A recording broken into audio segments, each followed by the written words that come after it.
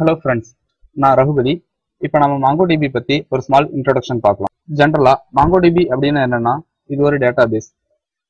SQL server, MySQL இது மாதிரி டேட்டாவை ஸ்டோர் பண்ணி ரிட்ரைவ் பண்றதுக்கு இந்த டேட்டாபேஸ் யூஸ் ஆகும். இது ஒரு free and open source product. இதை பத்தின ஹிஸ்டரி இப்போ பார்க்கலாம். MongoDBன்னு இதுக்கு எப்படி நேம் வந்துச்சுன்னு ஃபர்ஸ்ட் பார்க்கலாம். ஹூமாங்கோஸ் அப்படிங்கிற இங்கிலீஷ் வேர்ட்ல இருந்து தான் இந்த மாங்கோ அப்படிங்கிற வேர்டை எடுத்தாங்க. இந்த ஹூமாங்கோஸ் அப்படின்னா ஹியூஜ் ஆர் எனுமரஸ் அப்படிங்கிறது தான் மீனிங். 2007ல MongoDBக்கான டெவலப்மெண்ட்டை ஸ்டார்ட் பண்ணாங்க. இதை ஸ்டார்ட் பண்ணது யாருன்னு பார்த்தா டென்ஜன் அப்படிங்கிற ஒரு கம்பெனி. இந்த 2007ல தான் Indian cricket team first time T20 world cup டைட்டில வின் பண்ணாங்க. 2009ல MongoDBக்கான இனிஷியல் வெர்ஷனை ரிலீஸ் பண்ணாங்க. அந்த இயர்ல தான் Pakistan cricket team T20 world கப்பை வின் பண்ணாங்க. ஸோ இதை மேட்ச் பண்ணி அந்த இயரை ஞாபகம் வச்சுக்கோங்க. MongoDB C++ லாங்குவேஜ்ல எழுதியிருக்காங்க. நம்ம காலேஜ் டைம்ல C++க்கு அப்சர்வேஷன் அண்ட் ரெக்கார்ட் எழுதுறதுக்கே கஷ்டப்படுவோம். பட் இவங்க C++ல ஒரு டேட்டா பேஸை எழுதியிருக்காங்க. டென்ஜன் அப்படிங்கிற கம்பெனி ஃபர்ஸ்ட் MongoDB டெவலப் பண்ணியிருந்தாலும் கொஞ்ச நாளைக்கு அப்புறம் அவங்க அதை ஓப்பன் சோர்ஸுக்கு சேஞ்ச் பண்ணிட்டாங்க.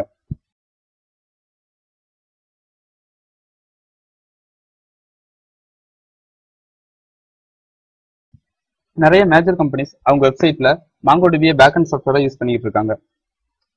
ஃபார் எக்ஸாம்பிள் கூகுள், eBay இவங்க மாதிரி நிறைய பேர் யூஸ் பண்றாங்க. MongoDB ஒரு NoSQL database system. Not only SQL அப்படிங்கிறது தான் NoSQL அப்படின்னு சொல்றாங்க. NoSQL பத்தி பார்க்கலாம். இது ரிலேஷனல் டேட்டாபேஸ்ல இருக்கிற மாதிரி டேபிள்ல டேட்டாவை ஸ்டோர் பண்ணாம ஒரு டிஃப்ரெண்ட் ஃபார்மேட்ல டேட்டாவை ஸ்டோர் பண்ணி ரிட்ரைவ் பண்றதுக்கு யூஸ் பண்றோம். NoSQLக்கு மெயின் மோட்டிவ் என்னன்னு பார்த்தா அது RDBMS விட சிம்பிள் டிசைனா இருக்கணும், பெட்டர் ஹாரிசான்டல் ஸ்கேலிங்கா இருக்கணும், அண்ட் சம் ஆபரேஷன்ஸ் RDBMS ஓட ஃபாஸ்டா எக்ஸிக்யூட் ஆகணும்.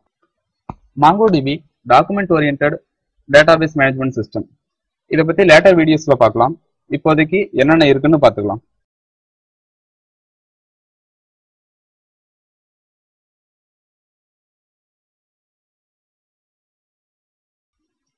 நாம NoSQLல இருக்க அட்வான்டேஜஸ் பத்தி பார்க்கலாம்.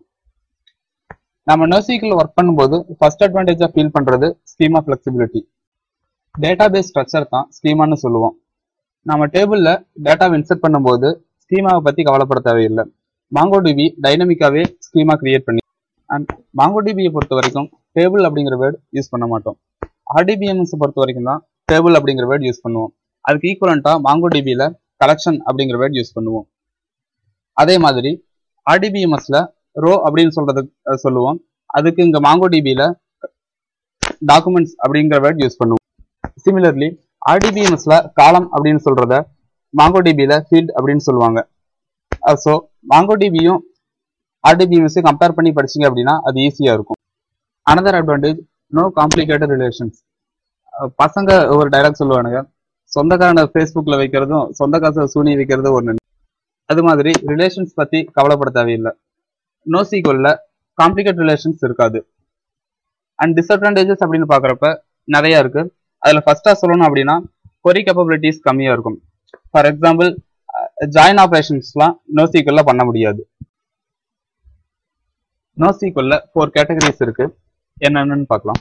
First one key value store, second one column oriented, third one graph, fourth one document oriented. இதுல MongoDB டாக்குமெண்ட் ஓரியன்டட் கேட்டகரி கீழே வரும். இது ஒவ்வொரு கேட்டகரி பத்தியும் அப்கமிங் வீடியோஸ்ல டீடைலா பார்க்கலாம். Okay friends, thank you, bye by.